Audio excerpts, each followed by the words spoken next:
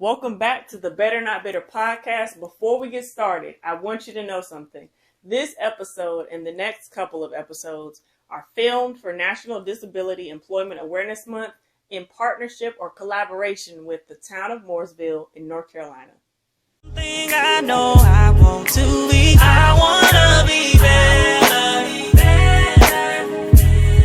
I don't wanna be bitter. So I'm letting go now. So welcome to the Better Not Bitter podcast in collaboration with the town of Mooresville. I want to thank you all who are attending, either virtually or in person. And today I have our first guest to kind of commemorate National Disability Employment Awareness Month, and that is Tiffany. Yes. Hello, everyone. I'm Tiffany Shelley. I'm the Director of Human Resources for the town of Mooresville. I've worked at the town for almost 5 years and have served as the HR Director since officially April of 2020. Awesome. So we're going to dive right in. In your current role, if you could talk about your journey to where you are now, like how did it start? Sure. So it started way back in maybe 2008, actually. I took what was called an HR liaison role when I worked for the state of Massachusetts. And in that role, I also served as the diversity officer and the ADA coordinator. And so in that aspect and in that role, that was the first time really diving into what the ADA was, what was the role of a diversity officer, what was the role of an ADA coordinator, and making sure that everyone was able to come to work and be successful. So from there, I had learned that quickly that was kind of a passion for me in terms of working with issues around diversity, issues around inclusivity, and making sure that people felt welcome as part of an organization. We also had, similar to what we have here with C3, we also had a committee, so to speak, that was responsible for ensuring just that, and I served as the co-chair there. Later left the state of Massachusetts and worked for a nonprofit and was the vice president of administration, which really meant that I was the director of HR in addition to some other administrative things that I oversaw. But in that role also championed diversity and was responsible for the ADA coordinator aspect of our positions as well. And then that kind of carried forward to here in working for the town of Mooresville. Mm-hmm. And while we don't have a separate diversity office, as some organizations do, it is my role to work with our leadership within the town to make sure that it's a welcoming place. I serve as co-chair with Violet on our Committee on Culture and Connections as well. And the internal coordinator for ADA for employees. And we have Chris Russell, who's our risk manager, who works to make sure that the community has access to buildings, facilities, programs, and services. That's awesome. It sounds like you have a lengthy resume, but not a purposeless resume. Sometimes people chase after titles that they're not passionate about or jobs that they're not passionate about. So it's cool that you found something that actually you have a passion for and it's actually having an impact. So appreciate you for doing what you do. Thank you. So given your involvement as a leader, what was your initial encounter with an employee or a coworker that has a disability like? I know sometimes I always say, like, if you don't know, you don't know. But then when you encounter someone with a different life experience than you, sometimes people feel intimidated, sometimes people feel enriched, sometimes people feel curious. What was your first encounter like? So actually, I would say my first encounter happened way before I was in any type of HR role. Mm-hmm. I worked part-time when I went to school full-time to pursue my bachelor's degree. And I worked at a nonprofit. Again, you might notice a trend in my career, but I worked at a nonprofit that actually served people with intellectual and cognitive disabilities. And so that was my first foray into an arena where there were people who were differently abled. And so initially I was a little intimidated. I wasn't sure of how to interact with someone who maybe couldn't communicate with me the way that I could communicate with them. And so I had to learn by, seeing and involving myself in the programmatic aspects of the organization, getting to know people, individually as people, and meeting them where they were in order to, form relationships. And so that was really my first entree into that world. And that's a cool perspective that you have. And you said something that's very integral. And you said the phrase that you met them where they were. Right. You met people where they were. And I think a lot of times people overcomplicate developing relationships and interactions with people who have a disability. When at the core of that individual it's their humanity. And we all, regardless of how we navigate life, physically, mentally, emotionally, we all have a desire to belong. We all have a desire to experience connection. And when you meet people where they're at, it's impactful because you're seeing them. You're not avoiding a gaze if they utilize like a visual marker of disability, and you're not denying them the possibility of them trusting you and sharing your story. You're making yourself available to, like you said, learn, immersing yourself. And I think that's the first step, because this month is National Disability Employment Awareness Month. Right. And the first component of that is being aware. And how do you do that? You build relationship, you immerse yourself. All of us have had some experience either in academia or some other institution or sector where we stepped outside of our comfort zone. And then eventually that area where we stepped outside of our comfort zone, that became comfortable, and you keep growing. It's like that with relationships. And oftentimes employers or just people in general, they feel like, I don't have enough time. But it's not necessarily about the frequency. It's more so about the quality. So I guess my next question would be, in my work as an advocate, I discuss the importance of interdependence. What are some ways that you have had to learn personally and professionally how to receive help in your current role? Well, while I understand being in HR that I know a lot about the laws and regulations and rules, I don't know what it is to be you, Maya. I don't know what it is to be anyone else and what their experience is and what they need. And so I always, approach things from a perspective of, I like to understand more about what it is that you need, and I can help within the context and within the confines of my job and what's legal and what's possible. But I don't know all that there is to know about how to, adequately ensure that people who have a disability, as an example, feel totally included and involved and welcome. I need someone to tell me, and we can make sure that we're doing those things, or not doing something that we're currently doing that, might be an issue. So really just understanding and having that back and forth communication, I think is what's key, because I don't know everything. I don't know anyone who does know everything about anything. So, wanting to be curious and wanting to have that conversation and open yourself up to being vulnerable enough to say, well, I'm not sure. I don't know. Can you tell me? I think that's important. Like you said, making yourself available to learn. Because life, and most people associate learning with school, but we never stop learning even after we graduate. There's continuing education credits. There's developing skill sets outside of, what you thought you could do. Like, we're always learning, whether it's when we walk into the room and we're assessing the people in the room. Like, that's a form of learning as well. And so making ourselves as leaders available to not just lead, guide people, but also making sure that we ourselves are in the position where we can receive feedback from the people that we're leading. So I like that you said that.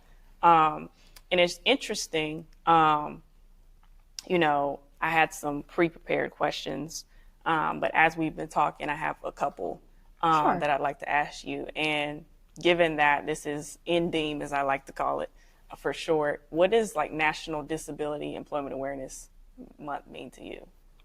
I would say it just it serves as a reminder that we need to make sure that we, throughout the year, are a place that is open, and whether that means we're recruiting in organizations that are highlighting people with disabilities, or forming connections with organizations that employ people with disabilities, that we're keeping that at the forefront of our minds, and that we're making sure that employees internally know and are aware of the fact that we're here as a resource, that I'm specifically as the internal ADA coordinator here as a resource if you're having trouble completing certain tasks that are part of your job, and I'll talk to you about how do we resolve that, how do we fix that, how do we make sure that you can be successful. Yeah.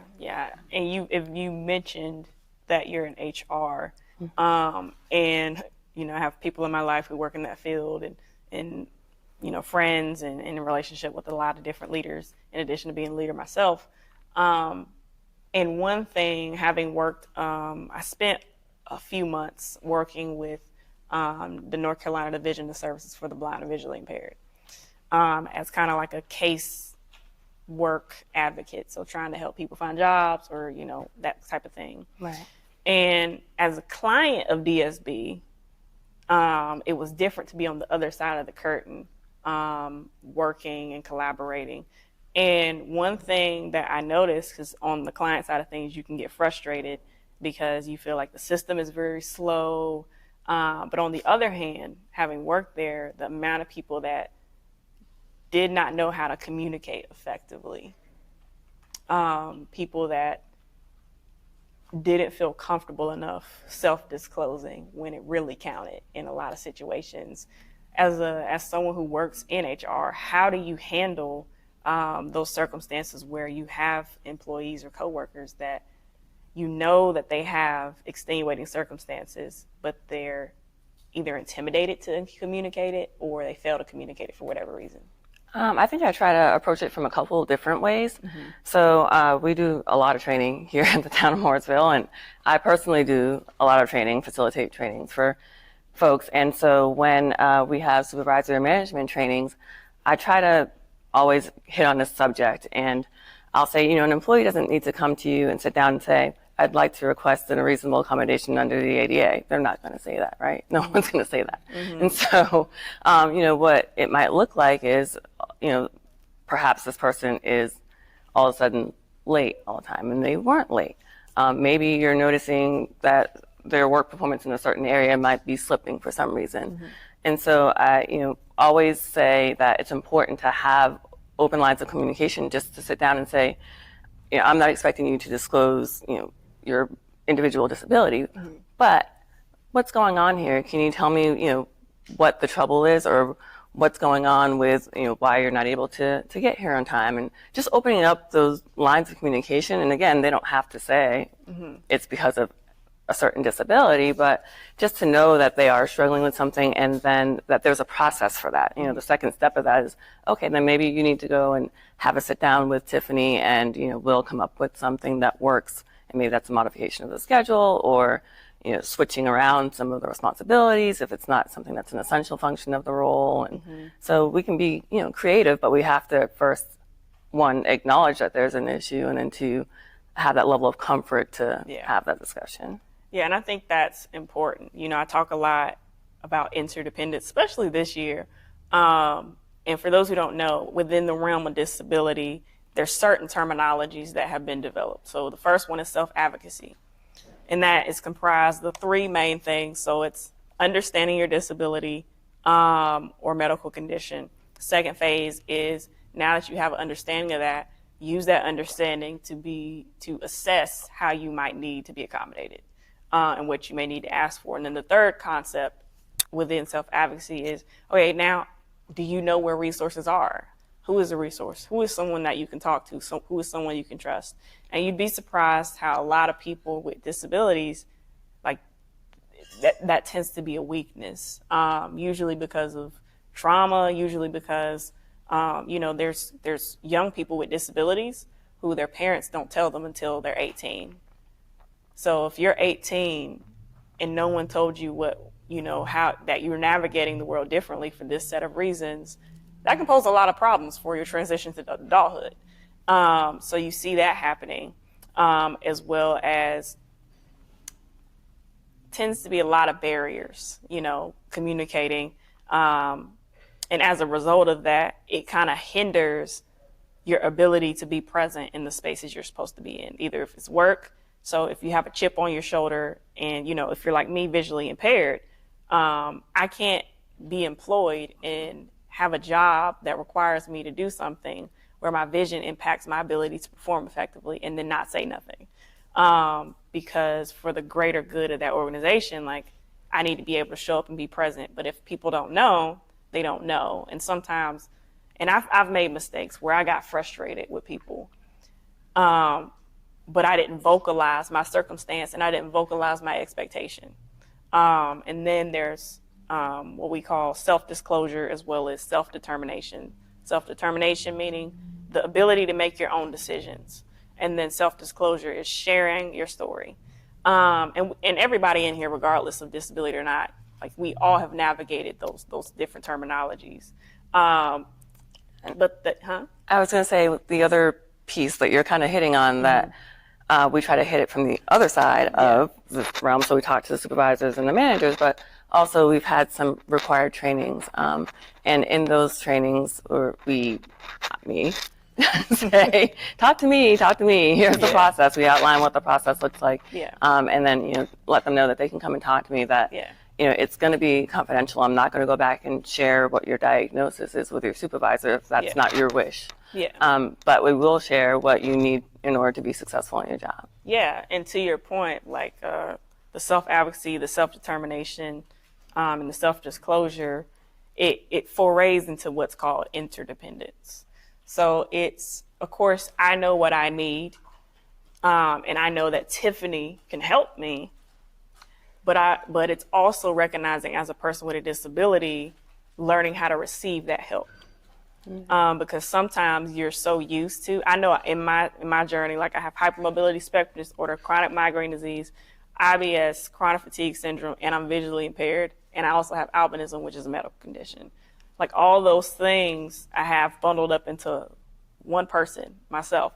And the interesting thing is, you don't realize how much bitterness and frustration is preventing you from communicating effectively until somebody actually is willing to help you.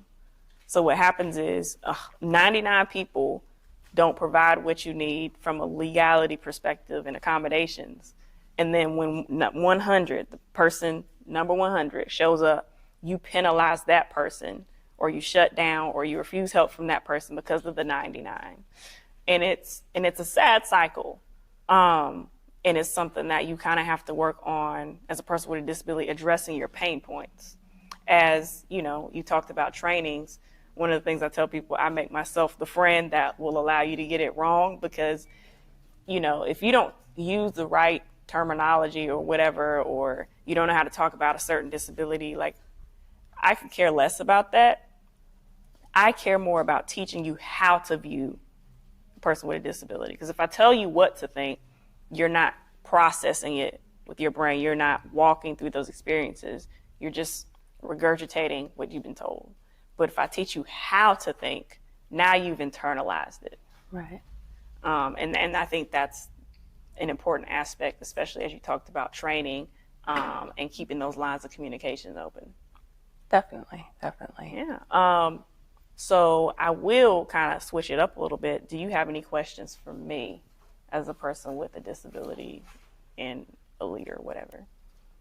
Sure. I guess I wonder, and I guess I hope that in 2023 things are better than they were when perhaps you were a child and growing up, But, as a leader, as a kind of a trailblazer, in what you do, how often do you still come up against, these barriers and challenges? Yeah. I will say that within the last few years, a lot of barriers I encountered had to do more so with me and how I saw myself. So being a Black woman with albinism, and especially like when I was younger, like I would just walk into a room expecting that somebody was going to say something off the wall because I was bullied, ridiculed at home and at school. It was a lot.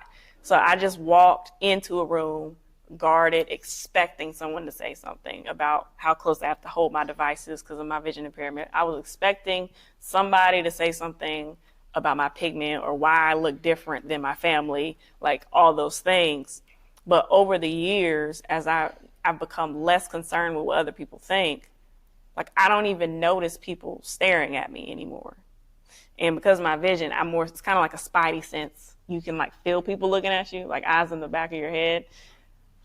But that's pretty much close to non-existent for me. And to be able to say that is integral to my story and the goodness of God. But like, you never realize how much repressed trauma, not dealing with your pain points, you can start to build that up, and it impacts how you see the world, yourself, people. And as far as like structural barriers, I run into them all the time. You know, inaccessible website formats. Microsoft Teams is like my worst enemy in terms of usage. It's not even organized right for at least me as a visually impaired person. Trying to read books, I have to use most of my books through Kindle. And even when people publish books, they're not always formatted appropriately for Kindle. And that's just some of the things, in addition to, you know, having to be very conscientious and intentional, even when it feels uncomfortable to say, hey, I know you don't know me from a can of paint, but can you give me sighted guide right now? Because I can't see, like this floor, it poses a barrier to contrast with my vision. So like when I came in here, I had to walk around and assess the space and map it out, and that takes time. But yeah, those are just some of the things. So Tiffany, I want to thank you for, you know, allowing us to experience some of your knowledge, and for being on the podcast. And thank you for your time. Well, thank you so much for having me. It was a wonderful experience. 'Cause one thing I know I want to be, I wanna be